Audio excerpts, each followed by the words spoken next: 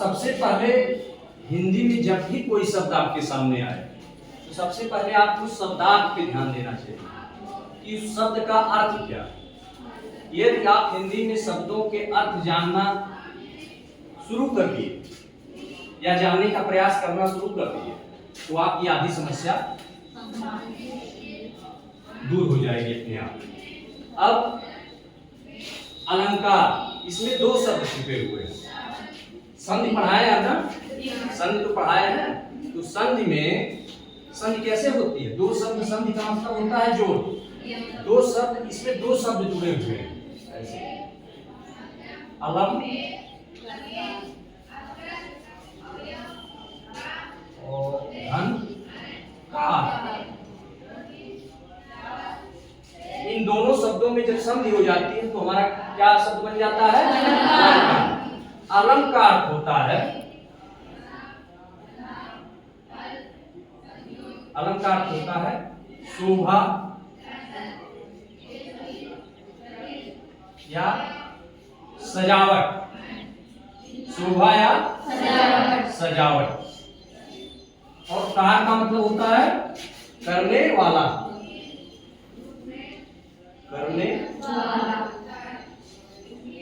वाला।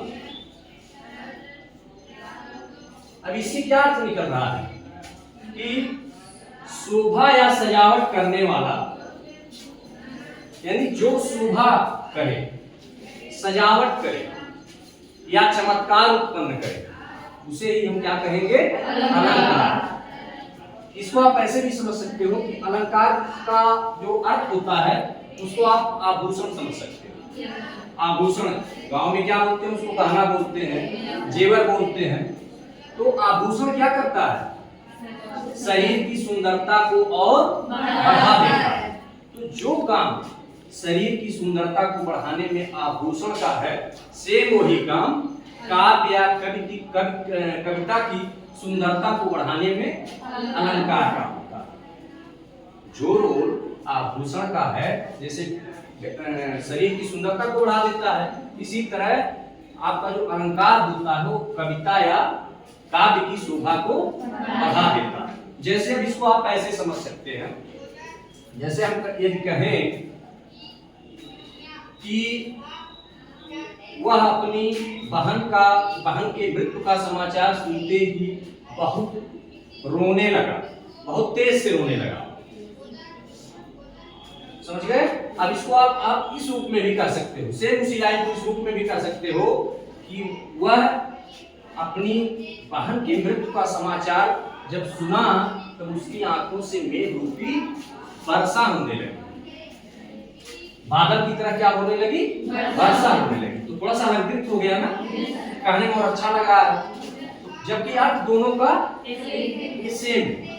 तो इसी तरीके से जब कविता या काव्य में हम शोभा को बढ़ाने के लिए या चमत्कार उत्पन्न करने के लिए या सजावट करने के लिए जब हम जिस तत्व का प्रयोग करते हैं उसी को हम अलंकार कहते हैं। अलंकार की परिभाषा आएगी तो आप क्या लिखेंगे? काव्य की शोभा बढ़ाने वाले तत्वों को अलंकार कहते हैं। आप पूर्व की कक्षाओं में भी थोड़ा बहुत अध्ययन किए होंगे अलंकार के बारे में, लेकिन मैं आज आपको विस्तृत चर्चा के द्वारा बता रहा हूँ कि आज के बाद आपको कोई कंफ्यूजन नहीं रह जाएगा। अलंकार जब शब्द आएगा तो आपके मन में आना चाहिए कि अलंकार के अंदर दो शब्द छिपे हुए हैं, अलम धन कार। अलम का मतलब होता है शोभा या सजावट, कार का मतलब करना। और इन दोनों शब्दों को, अलम और कार को जब मिला देंगे या संधि कर देंगे तो कौन सा शब्द बन जाएगा? अलंकार। यदि अलंकार का अर्थ क्या हुआ? आभूषण या गहना, जो सौंदर्य उत्पन्न करते, जो सुंदरता में वृद्धि करते। अब आएंगे इसके प्रकार पर, हम अलंकार के प्रकार पर जब आएंगे तो मुख्यतः अलंकार मुख्यतः दो प्रकार के होते हैं, शब्दालंकार और अर्थालंकार। लेकिन जब आप सामान्यतः बात करेंगे तो दो नहीं तीन होते हैं। शब्दालंकार पहला आपका क्या है? शब्दालंकार। दूसरा क्या है? दूसरा आपका होगा अर्थालंकार, और तीसरा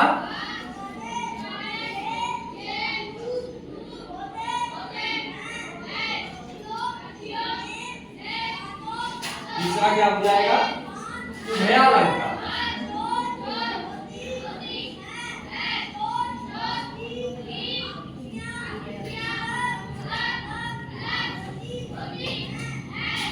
शब्दालंकार का अर्थ होता है कि जहां पर शब्द के द्वारा शोभा को बढ़ाया जाए, सजावट उत्पन्न किया जाए, चमत्कार उत्पन्न किया जाए, जहां पर शब्द के द्वारा चमत्कार उत्पन्न होगा काव्य कविता में, वहां क्या होगा? शब्दालंकार। और जहां पर अर्थ के द्वारा चमत्कार उत्पन्न होगा वहां पर क्या होगा? अर्थालंकार। और जहां उभय मतलब होता है दोनों, जहां पर शब्द और अर्थ दोनों के माध्यम से चमत्कार उत्पन्न होगा वहां पर क्या होगा? उभयालंकार। ठीक है। अब आपके जो पाठ्यक्रम में है, हम अलंकार तो आपके बहुत सारे हैं, लेकिन हमको जो हमारे पाठ्यक्रम में है उन पर विशेष ध्यान देना, ठीक है। और आप आगे जब आगे और बढ़ेंगे, प्रतियोगी परीक्षाओं की तैयारी करेंगे तो आपको और भी अलंकार देखने को मिलेंगे, लेकिन तब की चर्चा तब होगी। आज हमारे लिए सबसे ज्यादा महत्वपूर्ण क्या है कि हमारे पाठ्यक्रम में जो अलंकार है उनका हम विस्तृत अध्ययन कर रहे हैं। तो शब्दालंकार में हमारे पाठ्यक्रम में क्या क्या है? अनुप्रास अलंकार, यमक अलंकार और श्लेष अलंकार। और अर्थालंकार में आप जाएंगे तो आपको उपमा मिलेगा, रूपक, प्रेक्षा, अतिशयोक्ति, संदेह, भ्रांतिमान, इस तरह करके उसमें आपको 9 अलंकार मिल जाएंगे। 3 आपको शब्दालंकार में पढ़ना है और 9 आपको अर्थालंकार। टोटल कितने अलंकार हैं पढ़ने? जो आपको पढ़ने हैं 12, टोटल आपको 12 अलंकार पढ़ने। अब हम सबसे पहले शब्दालंकार के अंतर्गत अनुप्रास अलंकार, अनुप्रास को सबसे पहले हम देखेंगे।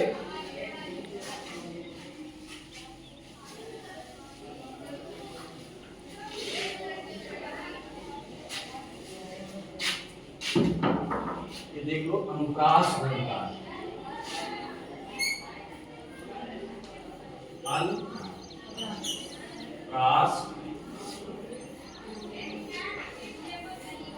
अलंकार।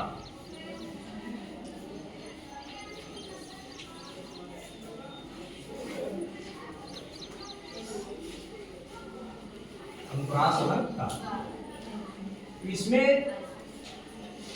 अनुप्रास अलंकार में क्या होता है थोड़ा बहुत आप लोग जानते होंगे, लेकिन मैं ऐसा पढ़ाना चाह रहा हूं कि आप अगर नहीं भी कुछ जानते होंगे तो अच्छे से सीख जाएंगे। अनुप्रास अलंकार में क्या होता है, यहाँ पर कोई वर्ण, जैसे क, ख, ग, घ, कोई वर्ण, ये सब क्या है? वर्ण। कोई वर्ण यदि किसी कविता में या काव्य में कोई वर्ण बार बार आ रहा है, जैसे जब परिभाषा देखते हैं अनुप्रास की तो क्या लिखते हैं? जहां पर वर्णों की आवृत्ति हो वहां पर क्या होता है? अनुप्रास अलंकार। तो आवृत्ति का मतलब क्या होता है? दोहराव हो, बार बार आए। जैसे अभी हम आप लोगों को वो पढ़ा रहे थे यमुना छवि, भारतीय हरिश्चंद्र जी की कविता है, उसमें एक लाइन आई थी, तरन तनुजा तट तमाल तरवर बहुत छाए। तो उसमें तरन मतलब सूर्य, तनुजा मतलब पुत्री, तरन तनुजा तट तमाल, यानी तय वर्ण कई बार आ रहा है कि नहीं आ रहा? एक उदाहरण आपको और हमको लगता है याद होगा, चार चंद, देखिए आपको याद है, चार चंद्र की चंचल किरणें, चंचल किरणें खेल रही हैं जल थल में, खेल रही हैं जल थल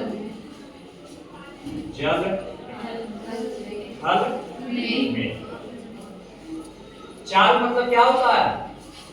चाल मतलब होता है सुंदर, सुंदर, चार का अर्थ क्या होता है? सुंदर। चंद्रमा आप जानते ही हैं, चंद्रमा मतलब चंद्रमा, यानी सुंदर चंद्रमा की जो किरणें हैं, सुंदर चंद्रमा की जो किरणें हैं, जो ये है चंद्रमा, सुंदर चंद्रमा की चंचल किरणें क्रीड़ा कर रही, खेल रही, सुंदर चंद्रमा की चंचल किरणें खेल रही, कहाँ पे?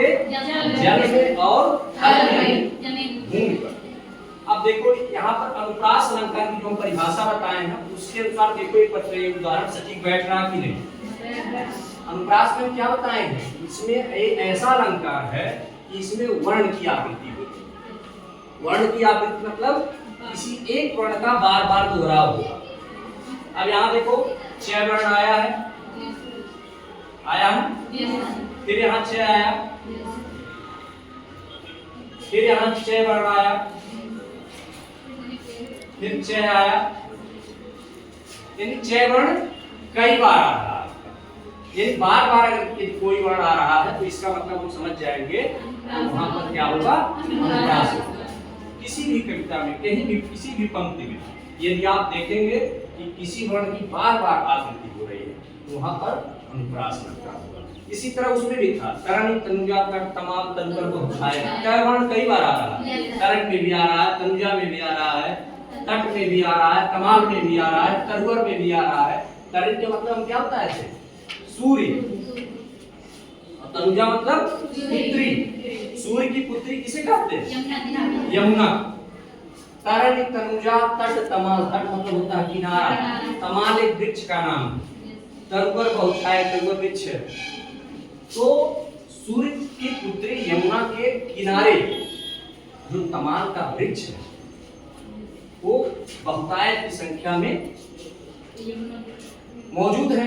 और सब ऐसा क्या लग रहा है, हम लोग पाठ को पढ़ रहे थे कि ऐसा लग रहा है जैसे वो जल को छूना चाह रहे हैं और जल रूपी दर्पण में अपने प्रतिबिंब को, अपने चेहरे को देख रहे हैं।